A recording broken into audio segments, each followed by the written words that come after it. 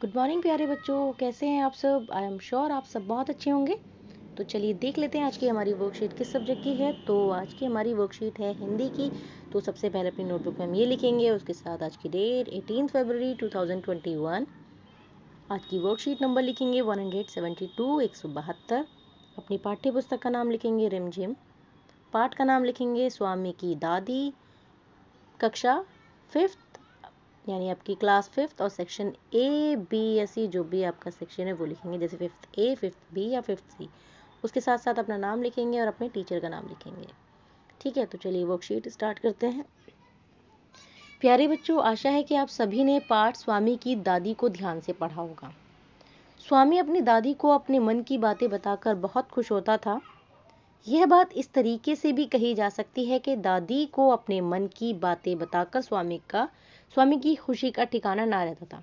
यानी खुशी का ठिकाना ना रहना, इसका मतलब यहाँ होता है कि बहुत ज़्यादा खुश होना। मुहावरे के प्रयोग से बात अधिक रोचक और आकर्षित हो जाती है। तो जैसे हम बात को नॉर्मल बोलेंगे बहुत खुश हुआ, लेकिन अगर हमने यहाँ बोल दिया कि खुशी का ठिकाना ना रहना, तो बातें जो है भी मुहावरों से जो है अपनी बातों को हम बहुत अच्छे से रख सकते हैं, किसी के सामने सुनने वालों को बड़ा अच्छा लगेगा। ठीक है, तो इसी तरह नीचे दिए गए चित्रों को देखकर मुहावरे पहचानिए और उनको वाक्यों में प्रयोग कीजिए। ईद का चांद होना, दांत खट्टे करना, आंख का तारा होना, घी के दिए जलाना। ठीक है, तो इससे हम, जैसे एक का वाक्य है, जब से मोहन ने दूसरे शहर में अपनी दुकान खोल ली तब से वह तो ईद का चांद हो गया। दांत खट्टे करना यानी किसी को हरा देना। तो यहाँ पर आप कुछ भी लिख सकते हैं कि राजू ने सोहन से लड़ाई की तो उसने उसकी लड़ाई में दांत खट्टे कर दिए, यानी उसको हरा दिया। ठीक है, तो आप यहाँ लिख सकते हैं इस तरह। आंख का तारा होना, मोहन अपनी माँ की आंख का तारा है। घी के दिए जलाना, श्री राम के अयोध्या वापस लौटने पर अयोध्या वासियों ने घी के दिए जलाए, यानी वो बहुत खुश हुए। ये उसी घी के दिए जो उस टाइम जले थे, उसी से ही मुहावरा यहाँ लिया गया है। तो आप इस तरह यहाँ पर उसके सेंटेंस को लिख लेंगे। ठीक है, उसके बाद है नाक में दम करना। इस मुहावरे का अर्थ है बहुत परेशान करना। नाक हमारे शरीर का एक अंग है। नाक या शरीर के अन्य अंगों के नाम से जुड़े हुए कुछ मुहावरे लिखिए और उनका वाक्यों में प्रयोग भी कीजिए। जैसे पेट में चूहे दौड़ना, भूख के कारण स्वामी के पेट में चूहे दौड़ने लगे। ऐसे और चीजें भी होती हैं, जैसे कान खाना, कान खा जाना, यानी बहुत बहुत सुना सुना के बातों को दिमाग खा जाना। जैसे राजा ने अपनी बातों से मेरे कान खा लिए, यानी इतना उसने सुनाया। तो मैं आपको सिर्फ ये लिखूंगी, उसके साथ साथ मैं आपके जो वाक्य हैं वो मैं अपनी तरफ से बोल रही हूँ, आप सुन के लिखने की कोशिश कीजिए, उससे आपको सेंस मिल जाएगा, तो आप खुद भी बना सकते हैं।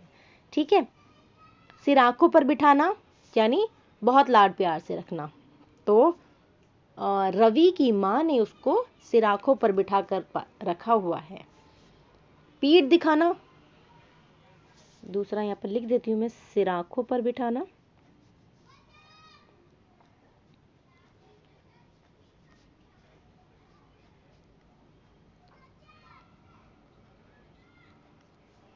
ठीक है, उसके बाद पीठ दिखाना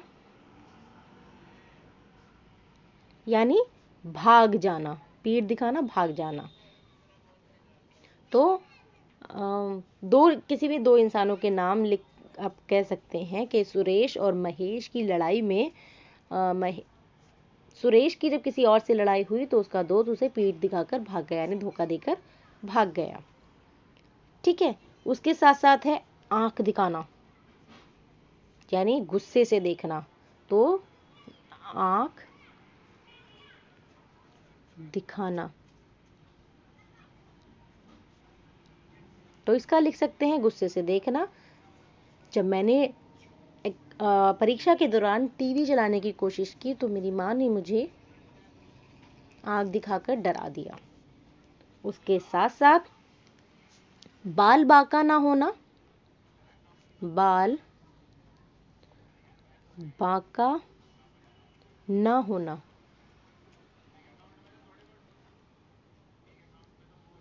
यानी जरा सी भी चोट ना आना। जैसे हम कहते नहीं है कि ऊपर वाला चाहे तो किसी का बाल भी बांका ना हो, तो आप इस तरह का सेंटेंस लिख सकते हैं। ठीक है, उसके बाद क्वेश्चन नंबर 3 है, पाठ में आए इन वाक्यों को बोलकर पढ़िए और गहरे रंग के शब्दों के लिंग बदलकर वाक्यों को दोबारा लिखिए। जैसे उदाहरण, राजम के पिता एक जंगल में डेरा डाले हुए थे, तो राजम की माँ जंगल में डेरा डाले हुई थी। मैंने वह मेडल तुम्हारी बुआ जी को लिखेंगे तो हम यहाँ लिख देंगे फूफा जी को दिया। मैंने वह मेडल तुम्हारे फूफा जी को दिया। दादी जी की जगह क्या आ जाएगा, दादाजी। दादाजी काफी प्रभावित हुए। दो शेर, तो शेर का क्या आ जाएगा, दो शेरनी राजम पर झपटी या झपटी थी। वह तो बहुत प्यारा लड़का है, तो वह तो बहुत प्यारी लड़की है। दादी जी राजा की कहानी सुनाते हुए, तो यहाँ आ जाएगा दादी जी रानी की कहानी सुनाते हुए सो गई। ठीक है, उसके साथ आपने स्वामी के मित्र राजम के बारे में पढ़ा। स्वामी उससे बहुत प्रभावित था।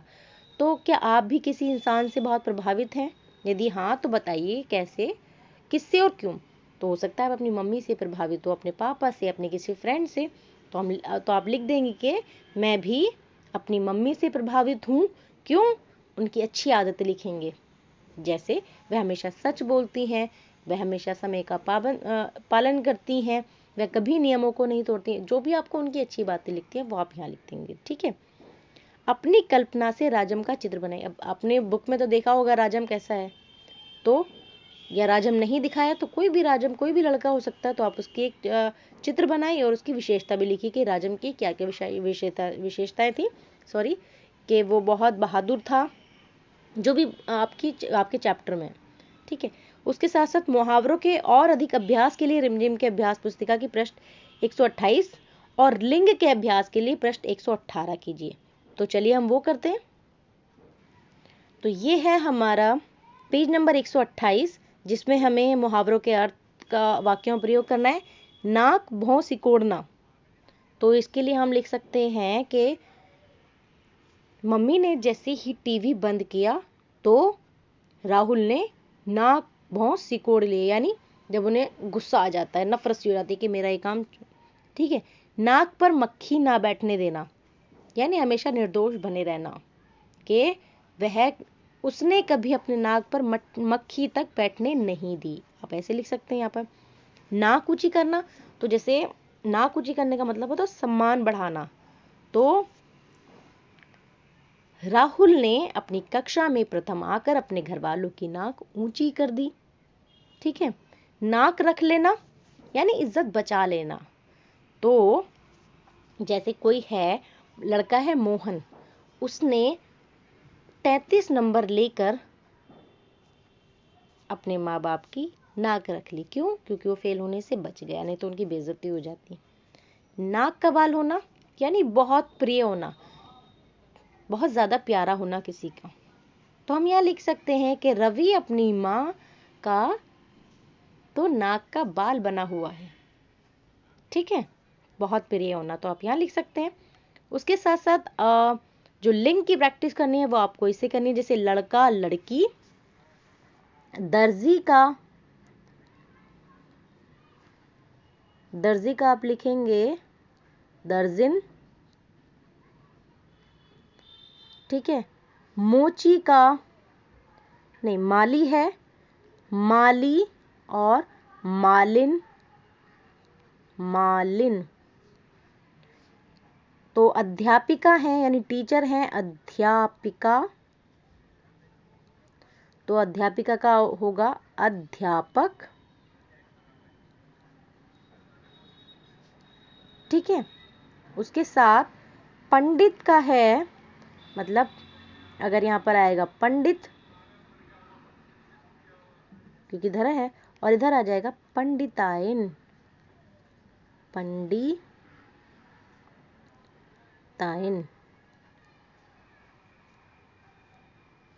ठीक है, पंडितायन।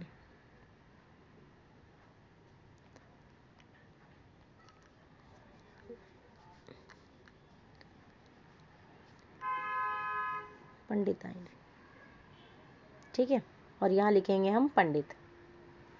उसके साथ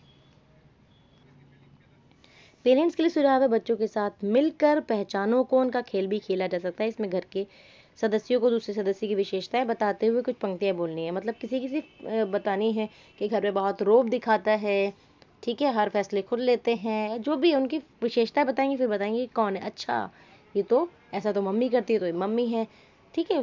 तो इस तरह का गेम खेल के आप उनकी जो भी उनकी विशेषताएं उनको आप इजीली उनमें बता सकते हैं कि किसमें क्या विशेषता है।